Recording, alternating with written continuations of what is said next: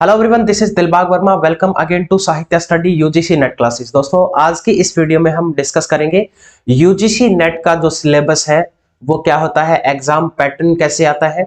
ठीक है, आज यहाँ पे मैं इंग्लिश लिटरेचर का जो सिलेबस है उसको डिस्कस करूंगा। और जो कॉमन पेपर होता है वो सबका ह्यूमैनिटीज के जितने भी सब्जेक्ट है सबका इक्वल होता है, उनका सिलेबस सेम होता है। ठीक है, तो आज के इस वीडियो में हम सिलेबस के बारे में डिस्कस करेंगे। बहुत सारे बच्चों के मैसेज मेरे पास आते हैं जो हमारे आसपास के जो कॉलेजेस हैं उनको अच्छे गाइडलाइन नहीं मिल पाती है, उनको नहीं पता होता कि सिलेबस क्या आता है पेपर में।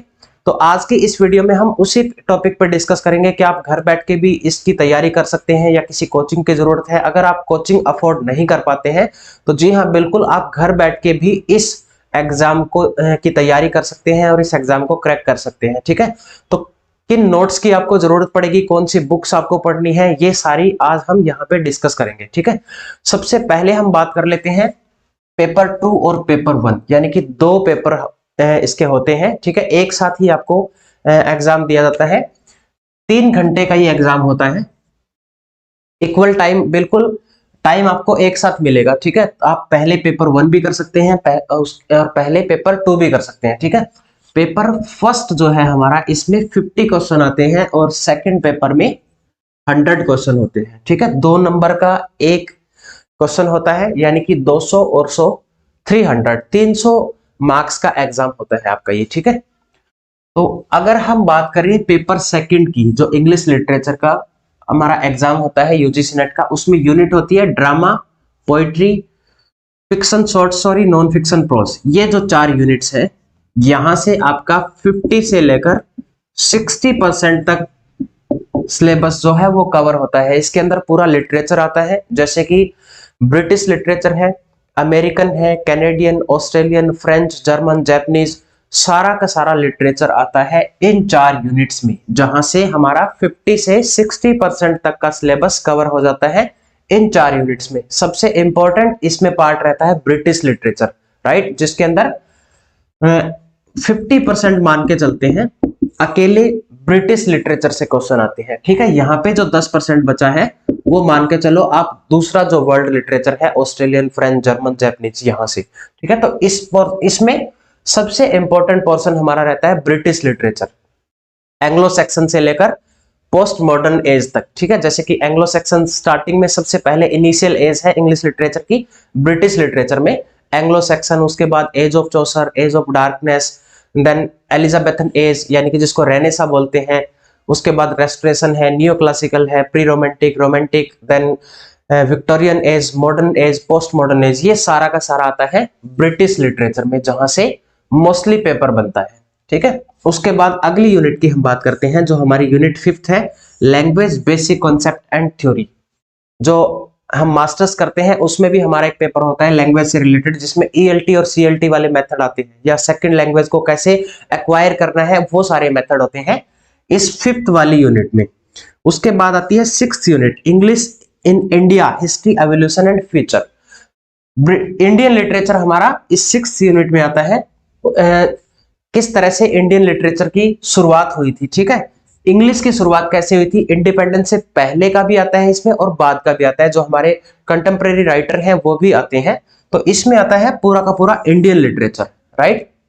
उसके बाद कल्चरल स्टडी, ये टॉपिक जो है आज के दिन एग्जाम में मोस्ट इंपोर्टेंट बन गया है।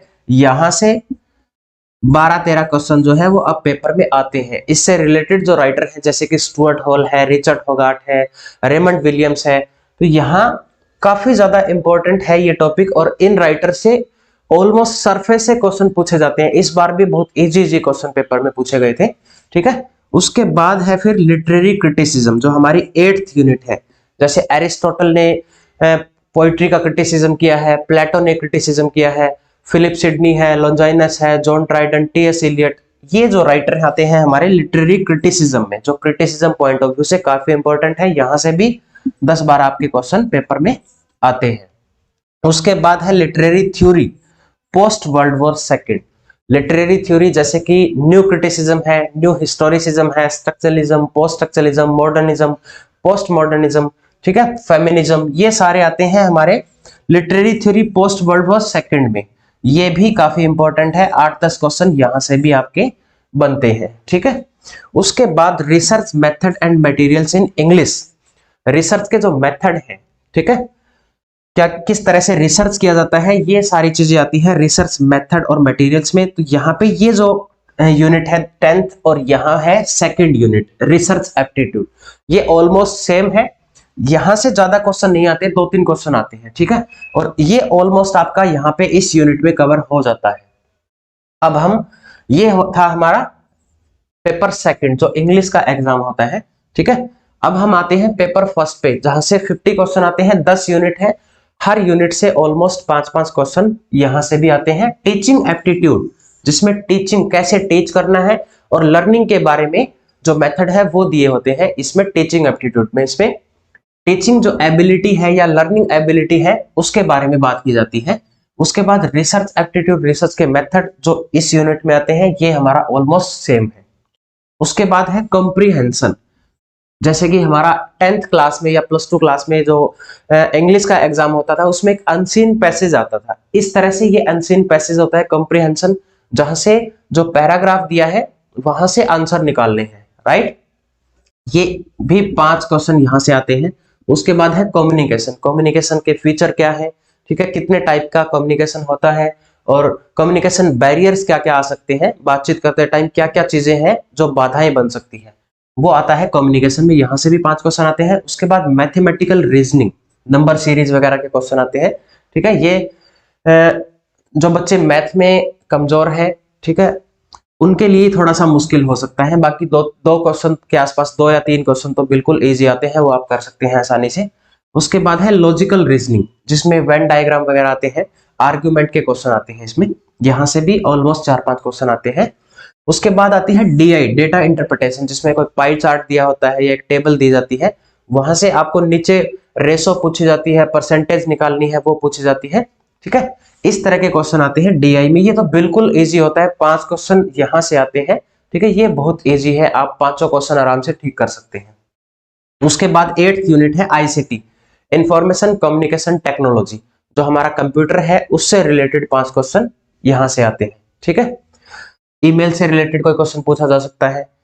उसके बाद 9th यूनिट है people development and environment, EVS से रिलेटेड हमारा जो पर्यावरण है वो किस तरह से दूषित हो रहा है, ओजोन डिप्लेशन किन किन रीजन से हो रहा है, ठीक है, और जो पॉल्यूशन है वो कितने टाइप का होता है, ये सारे पीपल डेवलपमेंट एंड एनवायरनमेंट में आते हैं। जो हम, और इसके अलावा इसमें एनवायरनमेंट जो हमारा खराब हो रहा है उसको किस तरह से कंट्रोल किया जा सकता है, क्या क्या मेथड यूज किए जाने चाहिए, ये 9th यूनिट में आता है। उसके बाद है 10th यूनिट हमारी higher education system. Higher education system में पहले जो प्राचीन टाइम था, पुराना टाइम था, इंडिपेंडेंस से पहले या उससे काफी साल पहले, जब तक्षशिला यूनिवर्सिटी होती थी, ठीक है, अब भी है, अब यूनिवर्सिटी वो पाकिस्तान में है, पहले इंडिया में होती थी, भारत और पाकिस्तान एक ही थे उस टाइम पे। नालंदा विश्वविद्यालय जो है बिहार में जो है एस्टेब्लिश, उसके बारे में क्या क्या पुराने टाइम में किस तरह से शिक्षा वहां पे प्रोवाइड की जाती थी, ठीक है, ये सारा आता है हायर एजुकेशन में। अब क्या क्या चीजें इंप्लीमेंट की गई है, न्यू एजुकेशन पॉलिसी आ गई है, ठीक है, हायर एजुकेशन के बारे में जो कोठारी कमीशन है वो डिस्पैच है, ये सारे के सारे आते हैं इस हायर एजुकेशन के अंदर, ठीक है। और नई शिक्षा नीति में क्या क्या चीजें इंप्लीमेंट की गई है, कौन कौन सा पैटर्न नया बनाया गया है, ये सारे हमारे हायर एजुकेशन में आते हैं, ठीक है। अब हम बात करते हैं कि आपको कौन सी बुक्स पढ़नी चाहिए इनके लिए। पेपर 1 की अगर मैं बात करूं तो अगर आप कोचिंग लेना चाहते हैं तो किसी का भी ऑनलाइन आप बैच खरीद सकते हैं, बिल्कुल ही रीजनेबल प्राइस पे, 3-4 हजार रुपए में आजकल ऑनलाइन आपको मिल जाता है, इसके नोट्स भी मिल जाते हैं। और अगर आप सेल्फ स्टडी वैसे ही करना चाहते हैं बिना कोचिंग, तो बुक्स अवेलेबल है, जैसे कि KVS मदान है या हरप्रीत कौर है, आपके आसपास कहीं भी बुक शॉप पे आपको मिल सकती है, ये 250-300 रुपए की बुक्स है। उसके बाद हम बात करते हैं पेपर सेकंड का जो हमारा सिलेबस है, ये आपको कैसे कवर करना है। देखो, इसके लिए मैं आपको कोई पर्टिकुलर बुक सजेस्ट तो नहीं कर सकता, क्योंकि इतना वाइड सिलेबस किसी एक पर्टिकुलर बुक में नहीं हो सकता, 4-5 बुक्स में भी नहीं हो सकता। तो आपको इसके लिए किसी न किसी के नोट्स खरीदने पड़ेंगे। और अगर आप हमारे नोट्स खरीदना चाहते हैं, जिससे पिछला जो पेपर हुआ था अभी, जिसमें से ऑलमोस्ट 80% सिलेबस जो है वो हमारे नोट्स से आया था, तो नोट्स में आपको दिखा देता हूं। ये 6 बुकलेट्स हमने बनाई है, ठीक है, इसमें पूरा का पूरा लिटरेचर जो है उसको कवर किया गया है। हैंड रिटन नोट्स है 2 बुकलेट्स में, और जो हमारी बाद की यूनिट है वो भी सारी की सारी इसके अंदर दी गई है। ठीक है, तो अगर आप नेट क्वालिफाइड है तो एचपीएससी की तैयारी कर रहे हैं क्योंकि वैकेंसीज अभी आ रही है, तो उनके लिए भी ये नोट्स हमारे बहुत ही एडवांस नोट्स हमने तैयार किए हैं। इसमें कुछ और ऐड किया गया है स्पेशल एचपीएससी के लिए। तो एचपीएससी वाले स्टूडेंट्स जो असिस्टेंट प्रोफेसर की तैयारी कर रहे हैं वो भी हमारे इन नोट्स को मंगवा सकते हैं, या आप कहीं से भी मटेरियल अवेलेबल करके आप सेल्फ स्टडी करके भी इन एग्जाम को क्रैक कर सकते हैं। ठीक है, जरूरी नहीं है कि आपको किसी की कोचिंग की जरूरत है। ठीक है, मटेरियल आपके पास होना चाहिए, बैठ के आप आराम से सेल्फ स्टडी कर सकते हैं, तो भी आप एग्जाम क्रैक कर सकते हैं। और आई होप कि आपको ये वीडियो अच्छी लगी होगी। वीडियो अच्छी लगी हो तो लाइक करना, चैनल को भी सब्सक्राइब करना ताकि आने वाली वीडियो की नोटिफिकेशन आपको मिलते रहे। अगर आपकी कोई क्वेरी है तो आप कमेंट बॉक्स में कमेंट कर सकते हैं। और जो हमारा सिलेबस है यानी कि नेट से रिलेटेड वीडियोस हमारी आती रहती है, काफी सारी वीडियोस मैंने ऑलरेडी बनाई हुई है जो आपके लिए बहुत ज्यादा हेल्पफुल हो सकती है, तो आप इन वीडियोस को भी देख लेना। आगे भी ऐसे ही वीडियो आती रहेगी जो आपकी हेल्प करेगी इस एग्जाम को क्रैक करने में। तो हमारे साथ जुड़े रहिए। Be safe, stay connected, best of luck.